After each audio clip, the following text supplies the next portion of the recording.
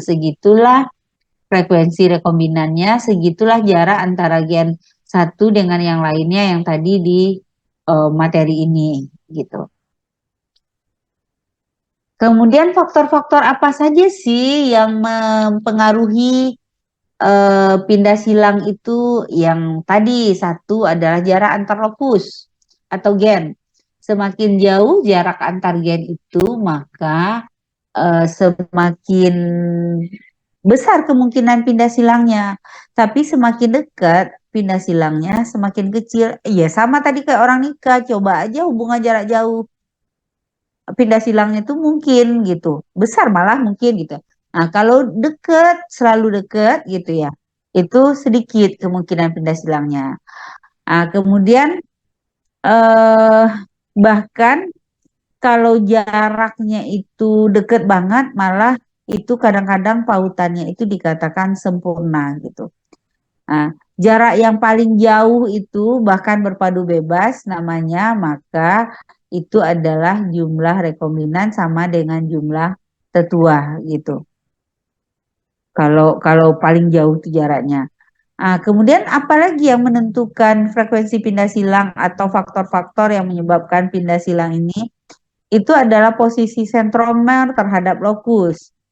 Lokus sama dengan gen ya, karena gen terletak dalam lokus. Satu lokus, satu gen. Jadi kalau semakin dekat jarak lokus itu dengan sentromer, maka pindah silang semakin kecil, frekuensi rekombinannya semakin kecil. Ya iyalah, coba di pangkal rambut, anggap tangan kita tadi atau jari kita tadi yang megang rambut itu adalah sentromer. Ya iya, kemungkinan pindah silang yang dekat sentromer itu kecil karena dia masih di pangkal. Yang mau yang puter-puter tadi itu kan agak bagian ke ujung gitu. Nah, kemudian selain itu ada kontrol gen.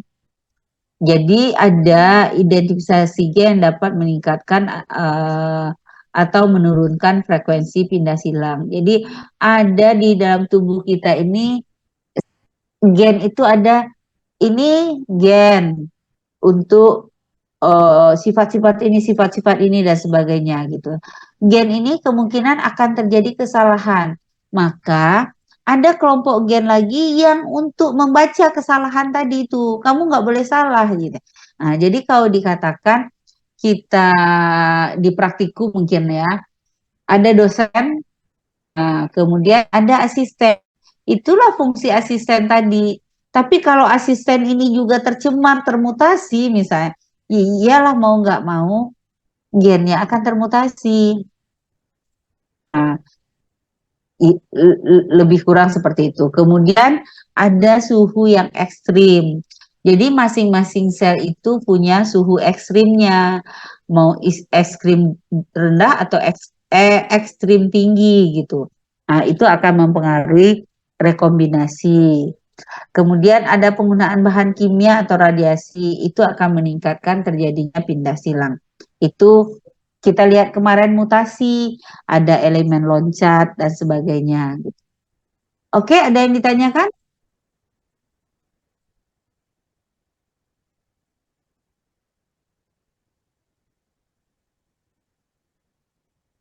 Dari saya belum, Bu. Oke, yang lain? Belum ada, Bu, yang mau ditanya.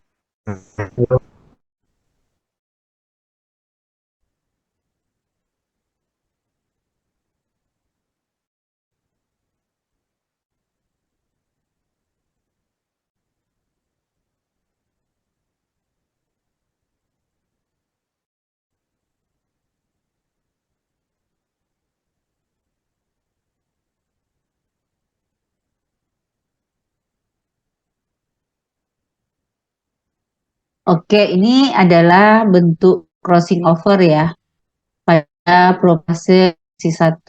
Ini kelihatan di mikroskop ini, bentuknya seperti ini. Di bawah kita lihatnya di ini adalah kromosom univalennya. Ini kelihatan seperti ini. Ini crossing over ini ada berapa nih? Satu, dua, tiga, empat, lima. Terbentuk 5 cies mata, gitu kan? 5 kias mata ya udah belang belentong lah ini yang di tengah-tengah sini. Gitu. Jadi lebih kurang seperti itu. Nah, kemudian ini adalah fase leptoten, zigoten. Ini kalian harus apa? Di mana sih crossing? Ini baru inisiasi crossing over. Ini proses crossing overnya. Kemudian ini complete baru apa of, apa complete dari crossing overnya ini dia kinesis. Jadi mulai dari zigoten, pakiten ya di sini ya. Kalau di kita leptoten, zigoten, pakiten di fonema dan diakinesis. Jadi ada di sini yang crossing over itu terjadinya di pakiten. Ini adalah eh apa nih F1 eh setelah dipindah silangkan dapat seperti ini. Dapat begini, maka nanti akan hitung berapa sih frekuensi rekombinannya sehingga tadi frekuensi rekombinan sama dengan jarak antara SC dan F ini adalah 66,8 cm. Kita nah, kemudian kita lihat di sini. Frekuensi rekombinan itu modelnya begini. Yang tadi Ibu bilang semakin jauh jaraknya, semakin besar persentase rekombinannya. Semakin besar persentase terbentuknya kias mata. Semakin besar terjadinya pindah silang. Oke. Ini adalah kias mata. Kias mata itu bisa diprediksi enggak gitu? Bisa diprediksi. Kita coba lihat di sini. Ini kromosom ini ada kromosom. Ini ada berapa sih? 1, 2, 3, 4, 5 jumlah kias matanya. Ini 4, ini 3, ini 2, ini 1, ini enggak ada gitu ya.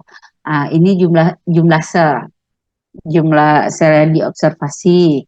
Kemudian ini adalah produknya. Dapat nih total. Maka kira-kira berapa sih jumlah rata-rata dari kias mata per sel gitu ya. Dihitung dari sini jumlah produknya per 100. Oke, tunggu sebentar ya.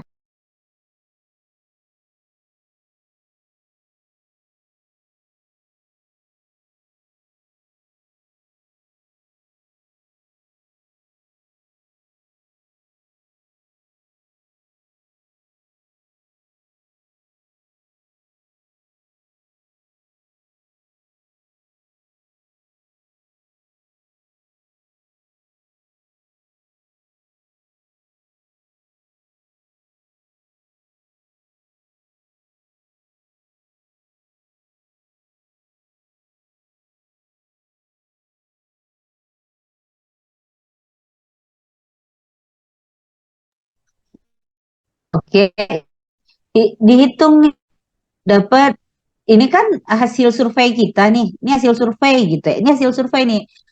Kita temukan jumlah makhluk hidupnya kita seperti ini di F1, F2-nya bisa segini.